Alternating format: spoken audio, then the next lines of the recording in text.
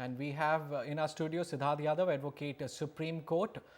And also we are joined in by Vaibhav Gaggar, partner Gaggar and Associates. And from both these gentlemen, we will find out what options does buyers have if they are stuck in such grave situation. There are over 30,000 buyers waiting for possession. There are no signs of them getting the flats anytime soon.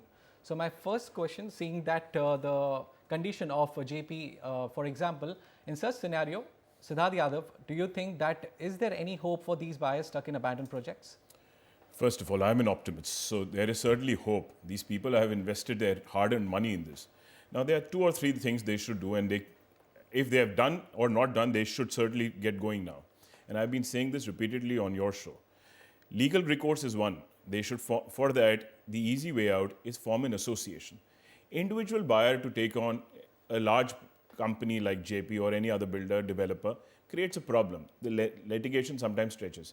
One. Secondly, there is a shortcut to the litigation route. If you were an individual buyer, you will have to start right at the bottom of the rung, file at the district court level or the consumer state level. Whereas if you form an association, you can all collectively come to the National Commission. There are n number of judgments now which will protect you. But the larger issue, Chanakya, which I wanted to raise, and I've been saying it again and again, is a social issue. Now, these people have bought homes for themselves to live in. They are not getting anything back in return. And there is no likelihood also, like your report showed, there are years and years of delay. If we cumulatively calculate all of them, there are more than 40, 45 years of delay. How will these people ever get their houses? So they have to do something. Not doing anything is not the answer. Mr. Gaggar, now I would like to come to you. What legal action can the buyer take to get their homes?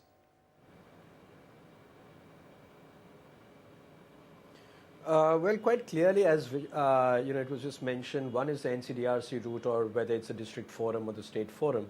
But according to me, this actually is a blatant case of fraud.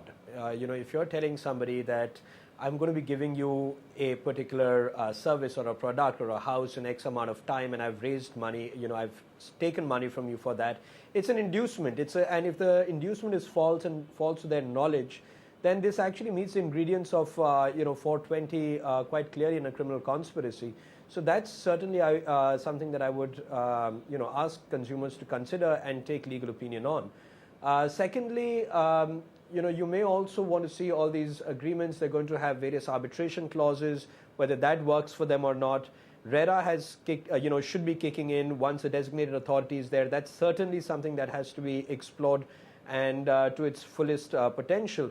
But currently, the 2 immediate routes forward are the NCDRC with a simultaneous action for fraud that need to be contemplated. You could also look at a situation of filing a winding up petition. I mean, if you want to talk purely legally, if there are admitted debts which are there, then a winding up petition could also be sustainable. At the end of the day, however, is it something that is going to benefit them and get them their house? If the company doesn't have the resources, then it's a tough battle ahead. And as Mr. Yadav just pointed out, you're looking at almost 40 to 45 years of a backlog if all the projects are taken together. That, so Mr. Yadav also said that is it better to form an association, register it, and then file a complaint in a group rather than going individually? I somewhere disagree with Mr. Yadav on that, even though that is a practice which is normally followed. I myself have advocated that for the longest time. But of late, I have more and more started believing that individually or smaller clusters are better placed to take up these battles. Reason being that an association, which has 200, 300, 400 people, or even going into a few thousand people, it becomes so unmanageable. Literally red tapeism kicks in. There are politics of the association that kick in, that at the end of the day, instead of being able to focus on the matter at hand, one is grappling with a million other issues. So while to the extent of saying that a pecuniary jurisdiction, obstacle can be overcome and you can hit the NCDRC directly, I think there's a lot that has to be seen into it, and you don't want, people who are inserted in associations at times to create issues. Miscreants also become a part of it. It becomes almost self-defeating at times. So that's why, purely legally speaking, while I may accept what Mr. Yadav is saying, at a practical level, I'm not too sure I'm on the same page. Okay. And Mr. Yadav, there are numerous cases pending before NCDRC. What other options do they have? Is that one NCDRC they should go to, or they have other options also? Like Mr. Gaggar suggested, there could be criminal action, but criminal action is a very tedious process in this country. Complainant has to attend every hearing. Whereas here, a home buyer who's office going, working in a company, or a woman in that case, if she starts going to a criminal court pursuing issuance of summons to the directors, becomes a tedious process. Second point which was raised was whether a district court can be. Now, that's district court requires filing of a civil suit. Now, civil suit means putting court fees up front.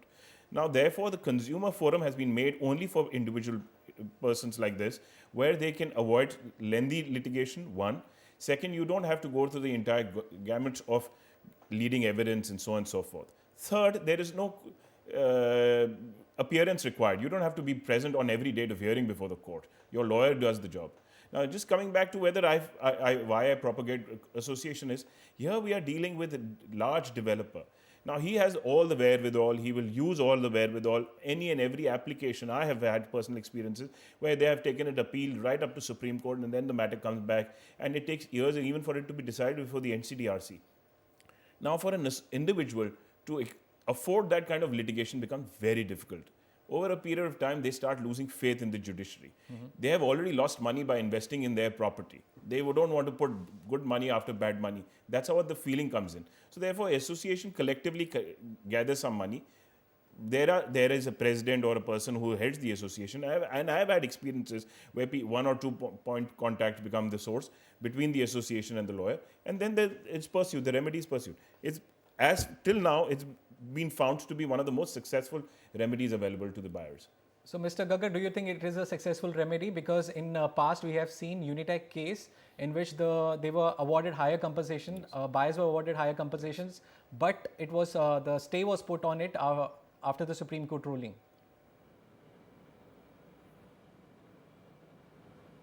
No, so as I said, theoretically, I have no issue with what Ms. Yadav is saying. Legally speaking, an association is competent to do it.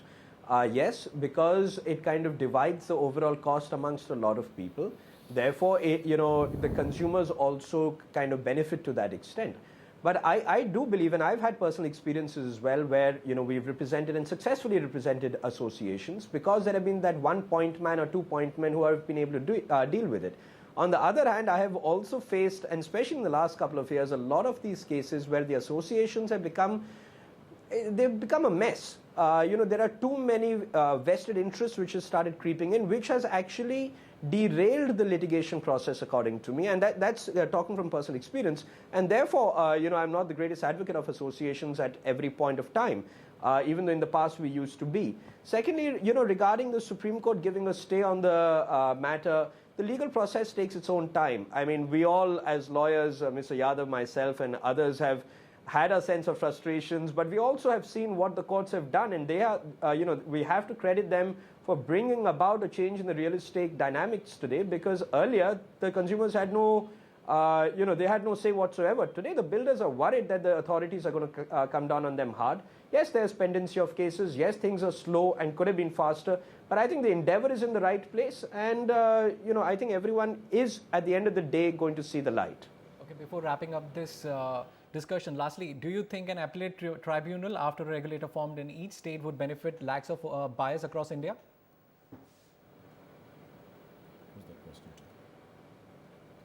No doubt. Mr. Gaggar, I hope that was meant for me, and Mr. Yadav would have his own thought, but so Mr. Yadav, I think it has to be done. I do believe that there are constitutional issues which are going to surface in time to come with the RERA as well, with the framework, because you will need to have people trained in law and with legal degrees who are going to be sitting on the appellate tribunal or in the RERA. But I think that mechanism has been well thought out. I have no issue with that. And Mr. Yadav, what do you think? No, certainly, I agree there. The first step is in the right direction. How far do we take it? You see, land is a state issue in this country. So therefore, the constitutional, which Mr. Gaggar correctly refers to, is how do states, whether they adopt the act or not. Now, whether a state, for political reason, may or may not adopt the act, then what does the consumer of that state do? Does he have no remedy? The answer certainly has to be no. So therefore, that's what I said. This is not only a legal issue, this is a very, very large social issue. buying a house for yourself and your family and your children, and you don't get a home even after years and years of waiting and putting money after money. This has to be dealt with a social issue. And certainly, I mean, more has to be done just than taking these gentlemen to court or these companies to court, as we have seen that their courts have taken several big, large directors to task personally when they have defrauded people. Okay, thank you so much, Mr. Siddharth Yadav and Vaibhav Gaggar, for joining us and giving our buyers options on how they can take on developers who are playing with their emotions. And it is time for the developers like JB to wake up and do whatever they can to complete those projects and flats for which buyers are waiting since years.